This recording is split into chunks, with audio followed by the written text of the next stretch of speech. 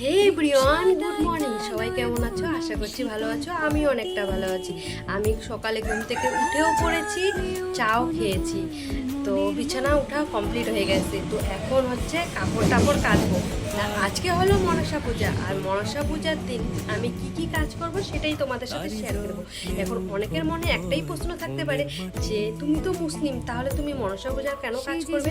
তো আসলে বহু বছর আগে আমাদের বাড়িতে মা মনসাটা দেখা দিয়েছিল। তো সেই থেকে একজন বলেছিল যে দুধ কলা দিলে নাকি মা মনসা দেখা দেয় না।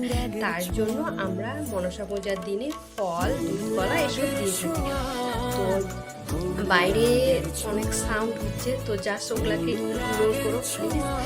আর হ্যাঁ, বড়দের প্রণাম জানিয়ে ছোট্টদের অনেকটা ভালোবাসা নিয়ে দিনটা শুরু করছি। চলো দেখা যাক আমি কি কি কাজ করি, সেটাই তোমাদের সাথে শেয়ার করবো। চলো। তারি যত্নে উঠুন হয় মনের মাটি, প্রেম সাদা কালো বোনা শীতল পাটি,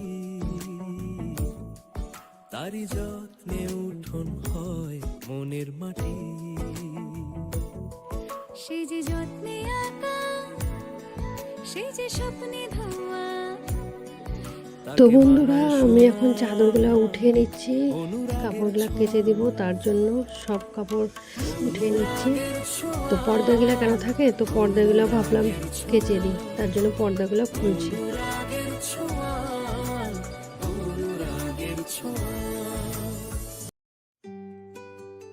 তো কদিন ধরে ভাবছিলাম ফ্রিজটা পরিষ্কার করব, তো করাই হচ্ছে না। তো ভাবলাম যখন আজকে পরিষ্কার করছি তো তোমাদের সাথে শেয়ার করি।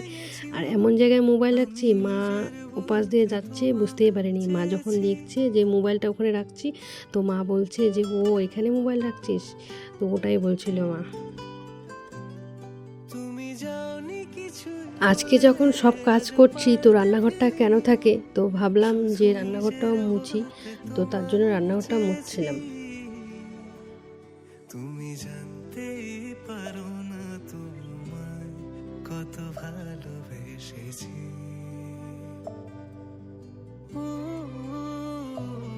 তুমি জানতে পারো না তোমায় কত ভালোবেসেছি।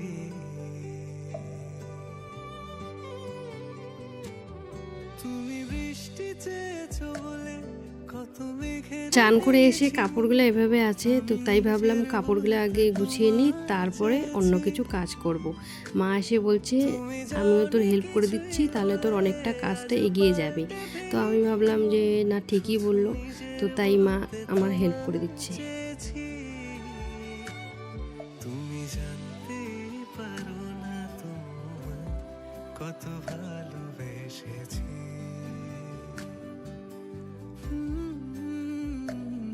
তুমি জানতে পারো না তোমায় কত ভালোবেসেছি।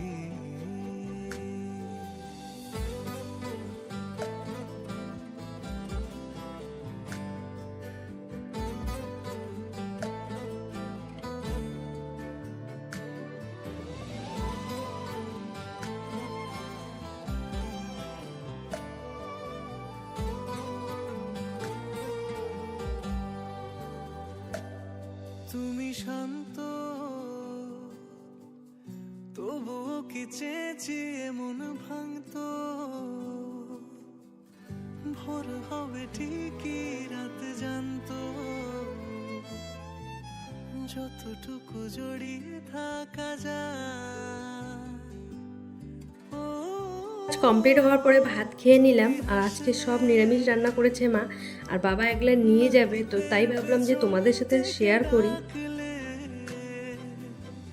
একটা ফ্রেন্ড ফোন করে বলছে যে চল আমার সাথে একটু বাজারে, তো তাই চলে আসলাম বাজারে। ও ব্যাগ নিচ্ছে, আমি বসে আছি। তারপরে একটু কলকাতা বাজারে আসলাম।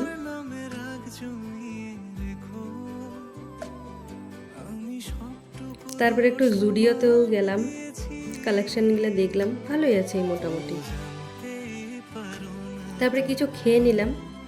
আর এক জায়গায় যেতে চেয়েছিলাম, হলো না, বৃষ্টি প্রচণ্ড পড়ছে আর আকাশটা একদম অন্ধকার হয়ে গেছে, তার জন্য বাড়ি চলে আসলাম। কত ভালোবেসেছি তুমি জানো এসে রেস্ট টেস্ট করে মা বলছে তোর বাবা আমার জন্য কি নিয়ে এসেছে দেখ। তো তাই ভাবলাম যে তোমাদের সাথেও শেয়ার করি। মার মালাটা ছিঁড়ে গেছে, তো তাই বাবা নতুন করে একটা মালা বানিয়ে এনে দিয়েছে মাকে।